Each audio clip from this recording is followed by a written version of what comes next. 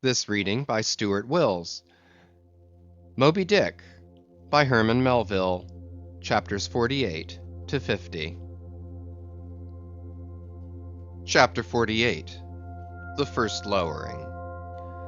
The phantoms, for so they seemed, were flitting on the other side of the deck, and with a noiseless celerity were casting loose the tackles and bands of the boat which swung there.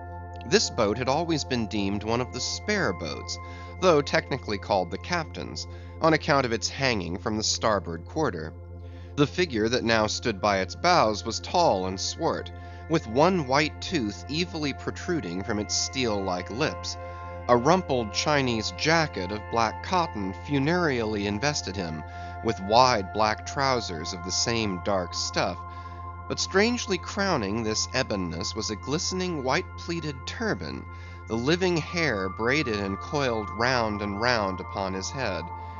Less swart in aspect, the companions of this figure were of that vivid, tiger-yellow complexion peculiar to some of the aboriginal natives of the Manillas, a race notorious for a certain diabolism of subtlety, and by some honest white mariners supposed to be the paid spies and secret confidential agents on the water of the devil, their lord, whose counting-room they supposed to be elsewhere.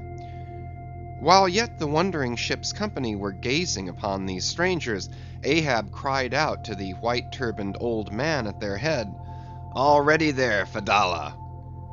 "Ready," was the half-hissed reply. "Lower away then, d'ye hear?" shouting across the deck. "Lower away there, I say."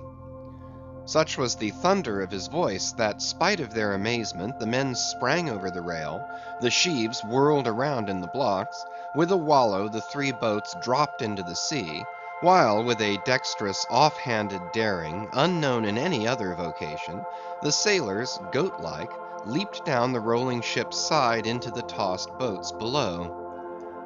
Hardly had they pulled out from under the ship's lee, when a fourth keel, coming from the windward side, pulled round under the stern, and showed the five strangers rowing Ahab, who, standing erect in the stern, loudly hailed Starbuck, Stubb, and Flask to spread themselves widely, so as to cover a large expanse of water. But with all their eyes again riveted upon the swart Fedallah and his crew, the inmates of the other boats obeyed not the command. "Captain Ahab," said Starbuck. "Spread yourselves," cried Ahab. "Give way, all four boats. Thou, Flask, pull out more to leeward." "Aye, aye, sir," cheerfully cried little King Post, sweeping round his great steering oar. "Lay back," addressing his crew. "There, there, there again! There she blows right ahead, boys! Lay back! Never heed yonder yellow boys, Archie." "Oh, I don't mind 'em, sir," said Archie. "I knew it all before now. Didn't I hear 'em in the hold? And didn't I tell Cabaco here of it? What say ye, Cabaco? They're stowaways, Mr. Flask." "Pull, pull, my fine hearts alive! Pull, my children! Pull, my little ones!" drawlingly and soothingly sighed Stubb to his crew, some of whom still showed signs of uneasiness. "Why don't you break your backbones, my boys? What is it you stare at? Those chaps in yonder boat? Tut! They are only 5 more hands come to help us. Never mind from where. The more the merrier. Pull then. Do pull. Never mind the brimstone. Devils are good fellows enough. So, so. There you are now. That's the stroke for £1,000. That's the stroke to sweep the stakes. Hurrah for the gold cup of sperm oil, my heroes! 3 cheers, men! All hearts alive! Easy, easy. Don't be in a hurry. Don't be in a hurry. Why don't you snap your oars, you rascals? Bite something, you dogs. So, so, so then. Softly, softly.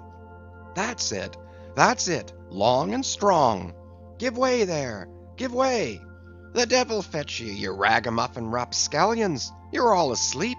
Stop snoring, ye sleepers, and pull. Pull, will ye? Pull, can't ye? Pull, won't ye? Why in the name of gudgeons and ginger cakes don't you pull? Pull and break something. Pull and start your eyes out. Here!" whipping out the sharp knife from his girdle. "Every mother's son of ye draw his knife, and pull with the blade between your teeth. That's it, that's it. Now you do something. That looks like it, my steel bits. Start her, my silver spoons. Start her, marling spikes."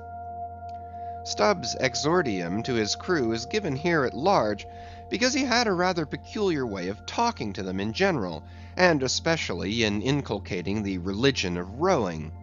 But you must not suppose from this specimen of his sermonizings that he ever flew into downright passions with his congregation. Not at all, and therein consisted his chief peculiarity. He would say the most terrific things to his crew, in a tone so strangely compounded of fun and fury, and the fury seemed so calculated merely as a spice to the fun, that no oarsman could hear such queer invocations without pulling for dear life, and yet pulling for the mere joke of the thing. Besides, he all the time looked so easy and indolent himself, so loungingly managed his steering oar, and so broadly gaped, open-mouthed at times, that the mere sight of such a yawning commander, by sheer force of contrast, acted like a charm upon the crew. Then again, Stubb was one of those odd sort of humorists whose jollity is sometimes so curiously ambiguous as to put all inferiors on their guard in the matter of obeying them. In obedience to a sign from Ahab, Starbuck was now pulling obliquely across Stubb's bow, and when for a minute or so the two boats were pretty near to each other, Stubb hailed the mate. "Mr. Starbuck, larboard boat there, ahoy! A word with ye, sir, if ye please." "Hallo!" returned Starbuck, turning round not a single inch as he spoke, still earnestly but whisperingly urging his crew, his face set like a flint from Stubb's. "What think ye of those yellow boys, sir?" "Smuggled on board, somehow, before the ship sailed. Strong, strong boys!" in a whisper to his crew, then speaking out loud again. "A sad business, Mr. Stubb. See there, my lads. But never mind, Mr. Stubb, all for the best. Let your crew pull strong, come what will. Spring, my men, spring. There's hogsheads of sperm ahead, Mr. Stubb, and that's what you came for. Pull, my boys. Sperm's the play. This at least is duty and profit hand in hand." "Aye, I thought as much," soliloquized Stubb, when the boats diverged. "As soon as I clapped eye on 'em, I thought so.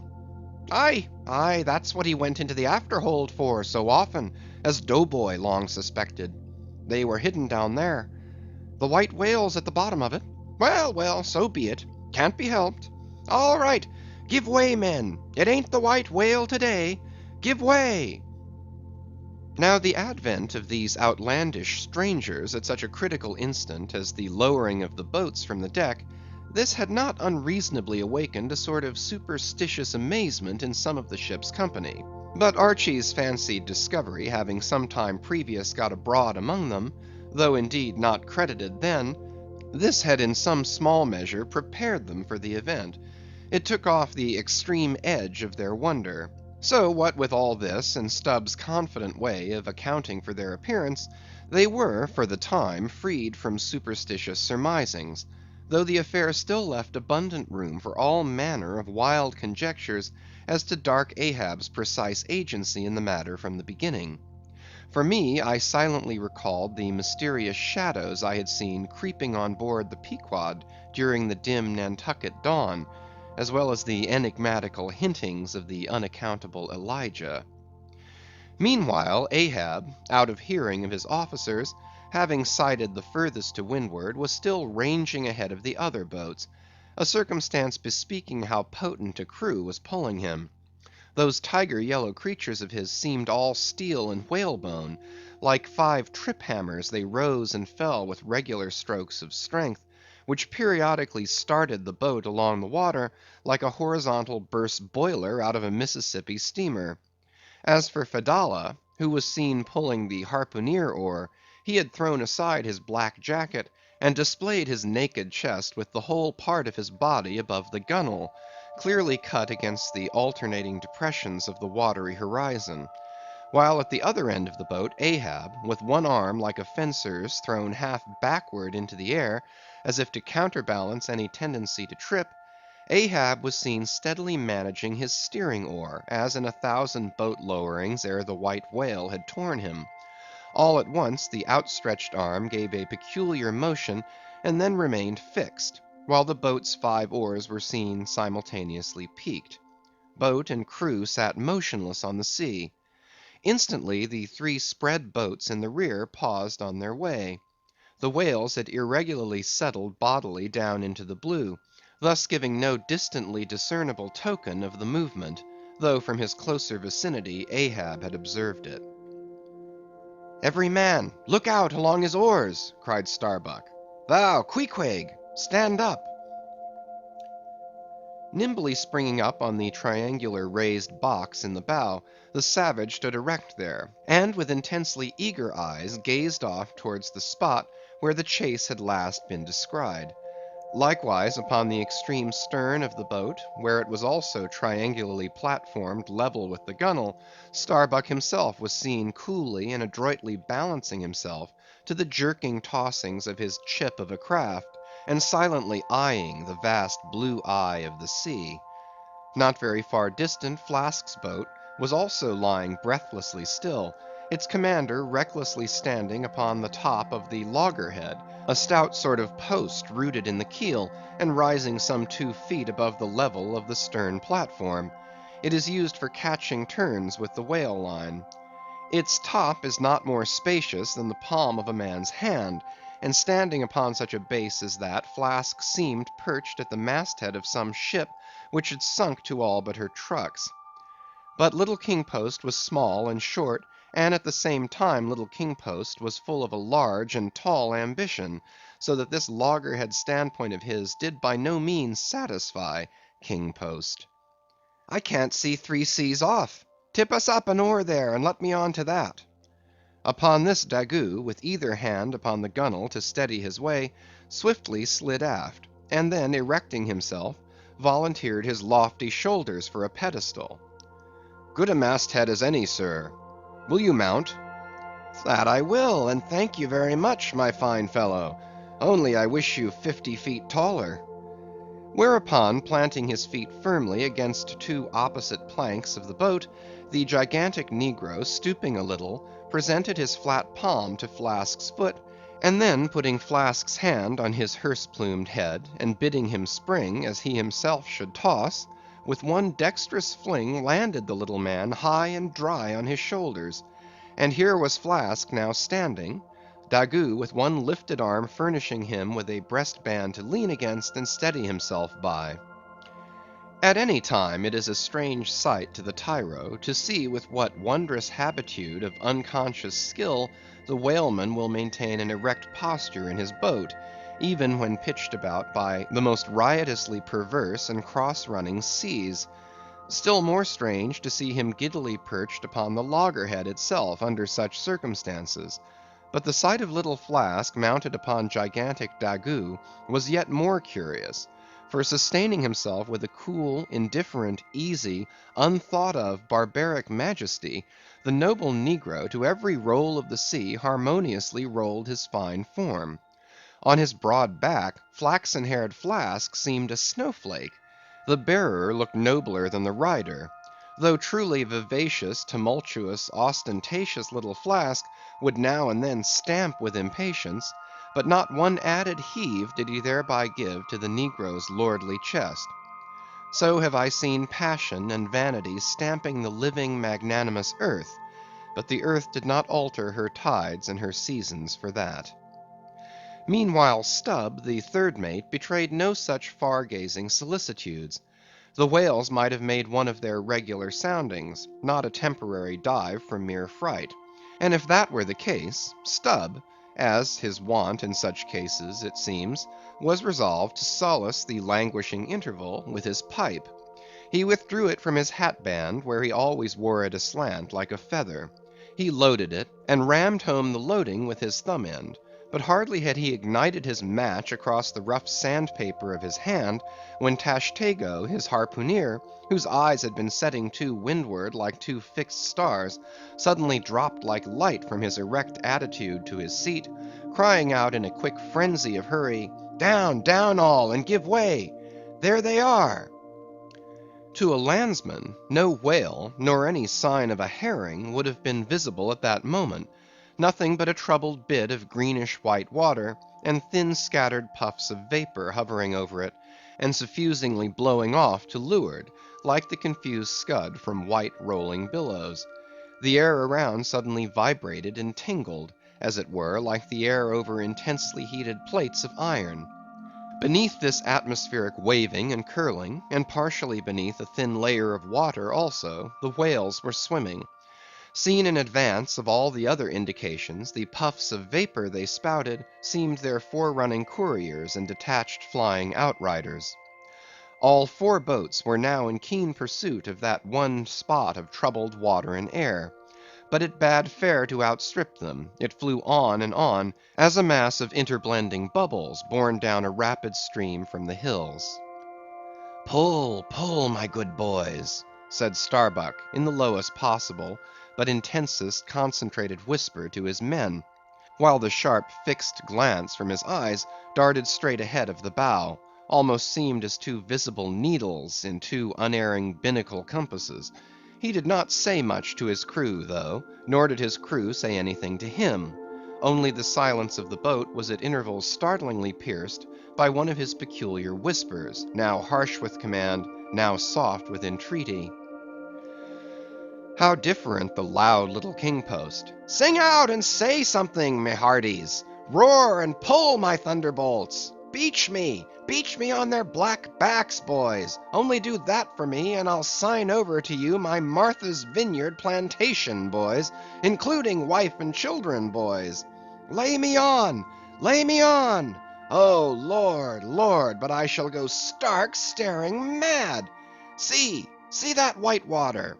And so shouting, he pulled his hat from his head, and stamped up and down on it; then picking it up, flirted it far off upon the sea, and finally fell to rearing and plunging in the boat's stern, like a crazed colt from the prairie.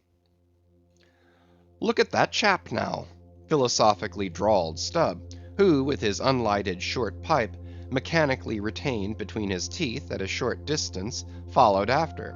"He's got fits, that Flask has. Fits? Yes, give him fits. That's the very word. Pitch fits into 'em. Merrily, merrily, hearts alive. Pudding for supper, you know. Merry's the word. Pull, babes. Pull, sucklings. Pull all. But what the devil are you hurrying about? Softly, softly, and steadily, my men. Only pull and keep pulling. Nothing more. Crack all your backbones, and bite your knives in two, that's all. Take it easy. Why don't you take it easy, I say, and burst all your livers and lungs?" But what it was that inscrutable Ahab said to that tiger yellow crew of his, these were words best omitted here; for you live under the blessed light of the evangelical land. Only the infidel sharks in the audacious seas may give ear to such words, when with tornado brow, and eyes of red murder, and foam-glued lips, Ahab leaped after his prey. Meanwhile all the boats tore on. The repeated specific allusions of Flask to "that whale," as he called the fictitious monster which he declared to be incessantly tantalizing his boat's bow with its tail, these allusions of his were at times so vivid and lifelike, that they would cause some one or two of his men to snatch a fearful look over the shoulder. But this was against all rule, for the oarsmen must put out their eyes and ram a skewer through their necks, usage pronouncing that they must have no organs but ears, and no limbs but arms in these critical moments. It was a sight full of quick wonder and awe. The vast swells of the omnipotent sea, the surging hollow roar they made as they rolled along the 8 gunwales, like gigantic bowls in a boundless bowling green; the brief suspended agony of the boat, as it would tip for an instant on the knife-like edge of the sharper waves, that almost seemed threatening to cut it in two; the sudden profound dip into the watery glens and hollows, the keen spurrings and goadings to gain the top of the opposite hill, the headlong, sled-like slide down its other side, all these, with the cries of the headsmen and harpooneers, and the shuddering gasps of the oarsmen, with the wondrous sight of the ivory Pequod bearing down upon her boats with outstretched sails, like a wild hen after her screaming brood, all this was thrilling. Not the raw recruit, marching from the bosom of his wife into the fever heat of his first battle; not the dead man's ghost encountering the first unknown phantom in the other world; neither of these can feel stranger and stronger emotions than that man does who, for the first time, finds himself pulling into the charmed, churned circle of the hunted sperm whale.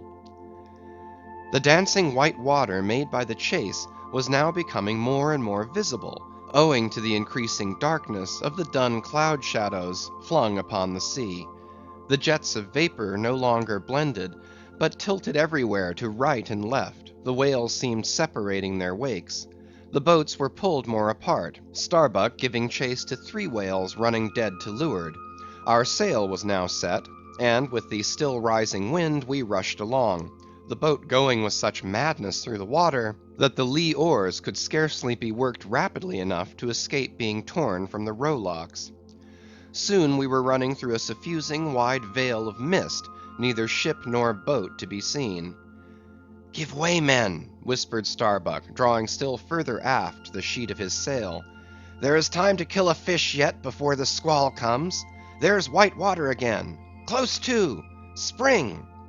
Soon after, 2 cries in quick succession on each side of us denoted that the other boats had got fast; but hardly were they overheard, when with a lightning-like, hurtling whisper, Starbuck said, "Stand up!"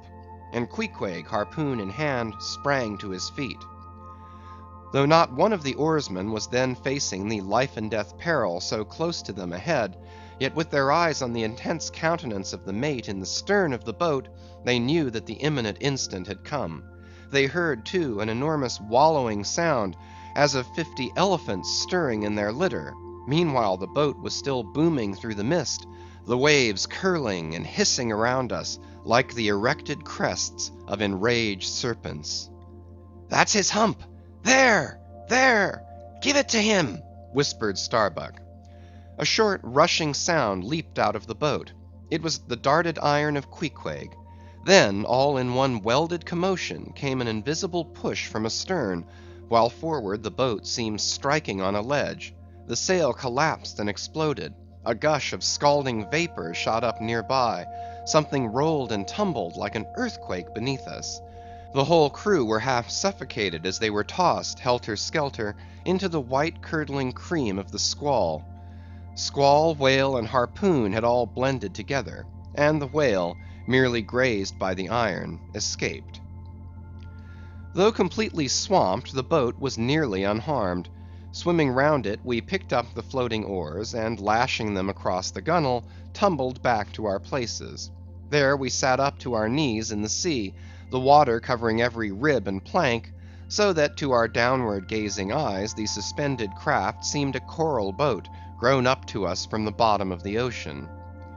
The wind increased to a howl, the waves dashed their bucklers together, the whole squall roared, forked, and crackled around us like a white fire upon the prairies, in which, unconsumed, we were burning, immortal in these jaws of death. In vain we hailed the other boats; as well roar to the live coals down the chimney of a flaming furnace, as hail those boats in that storm. Meanwhile the driving scud, rack, and mist grew darker with the shadows of night. No sign of the ship could be seen. The rising sea forbade all attempts to bail out the boat. The oars were useless as propellers, performing now the office of life preservers. So, cutting the lashing of the waterproof match keg, after many failures, Starbuck contrived to ignite the lamp in the lantern. Then, stretching it on a waif pole, handed it to Queequeg as the standard bearer of this forlorn hope. There, then, he sat, holding up that imbecile candle in the heart of that almighty forlornness. There, then, he sat, the sign and symbol of a man without faith, hopelessly holding up hope in the midst of despair. Wet, drenched through, and shivering cold, despairing of ship or boat, we lifted our eyes as the dawn came on. The mist still spread over the sea, the empty lantern lay crushed in the bottom of the boat. Suddenly Queequeg started to his feet, hollowing his hand to his ear. We all heard a faint creaking as of ropes and yards hitherto muffled by the storm. The sound came nearer and nearer; the thick mists were dimly parted by a huge, vague form. Affrighted, we all sprang into the sea, as the ship at last loomed into view, bearing right down upon us within a distance not much more than its length. Floating on the waves, we saw the abandoned boat. As for one instant it tossed and gaped beneath the ship's bows like a chip at the base of a cataract. And then the vast hull rolled over it, and it was seen no more till it came up weltering astern. Again we swam for it, were dashed against it by the seas, and were at last taken up and safely landed on board. Ere the squall came close to, the other boats had cut loose from their fish, and returned to the ship in good time. The ship had given us up, but was still cruising, if haply it might light upon some token of our perishing, an oar or a lance pole. Chapter 49. The Hyena. There are certain queer times and occasions in this strange mixed affair we call life, when a man takes this whole universe for a vast practical joke, though the wit thereof he but dimly discerns, and more than suspects that the joke is at nobody's expense but his own. However, nothing dispirits and nothing seems worth while disputing. He bolts down all events, all creeds and beliefs and persuasions, all hard things visible and invisible, never mind how knobby, as an ostrich of potent digestion gobbles down bullets and gun flints.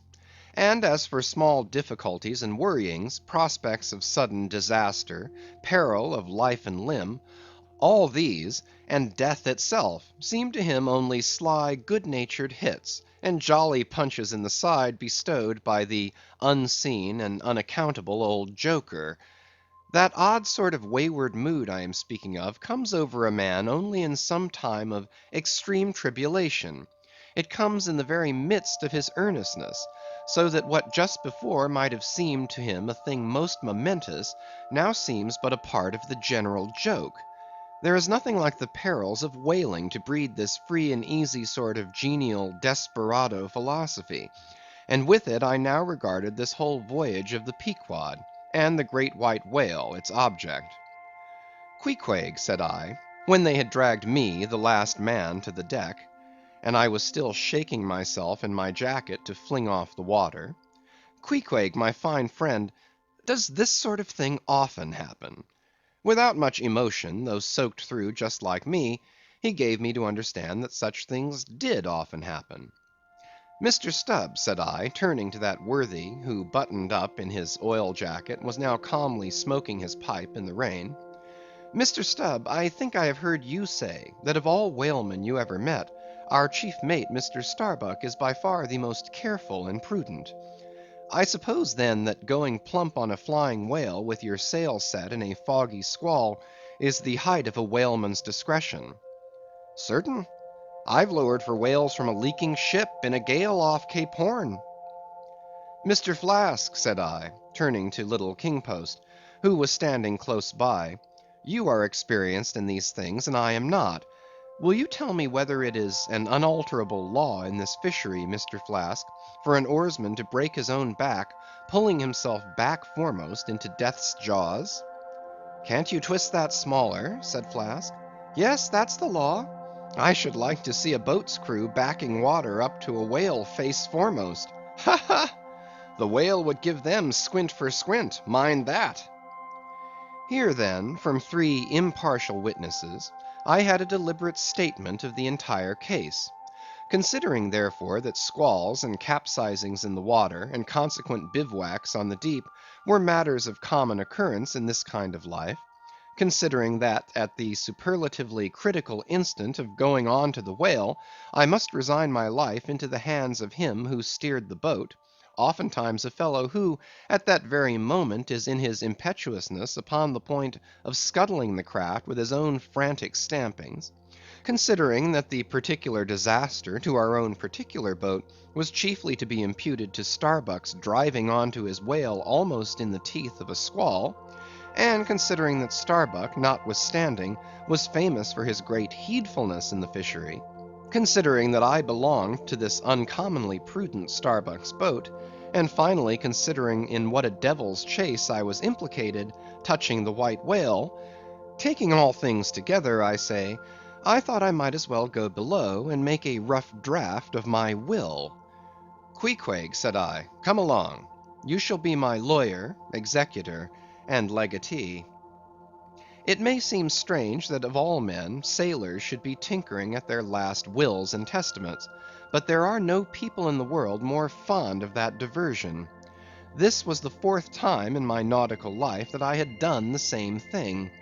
After the ceremony was concluded, upon the present occasion, I felt all the easier. A stone was rolled away from my heart.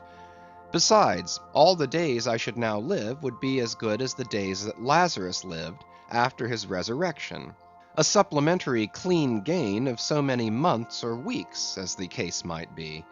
I survived myself; my death and burial were locked up in my chest.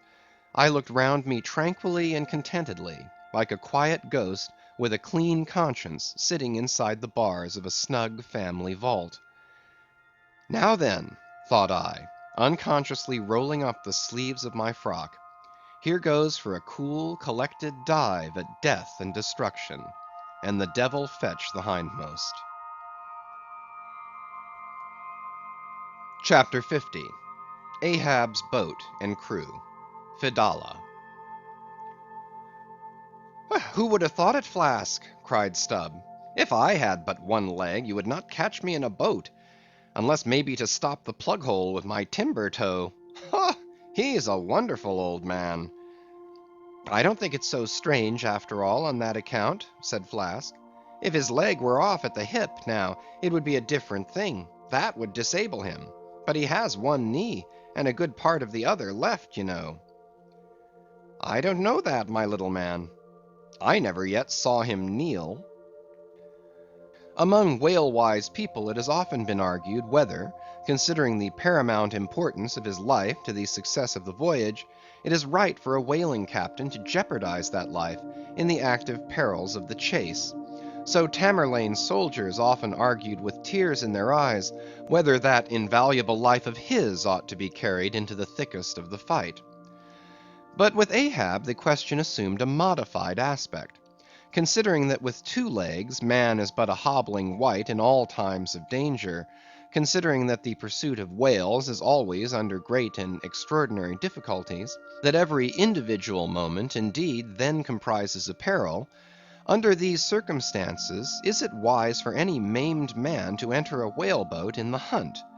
As a general thing, the joint owners of the Pequod must plainly have thought not. Ahab well knew that although his friends at home would think little of his entering a boat in certain comparatively harmless vicissitudes of the chase, for the sake of being near the scene of action and giving his orders in person; yet for Captain Ahab to have a boat actually apportioned to him as a regular headsman in the hunt; above all, for Captain Ahab to be supplied with 5 extra men, as that same boat's crew; he well knew that such generous conceits never entered the heads of the owners of the Pequod. Therefore, he had not solicited a boat's crew from them, nor had he in any way hinted his desires on that head. Nevertheless, he had taken private measures of his own touching all that matter.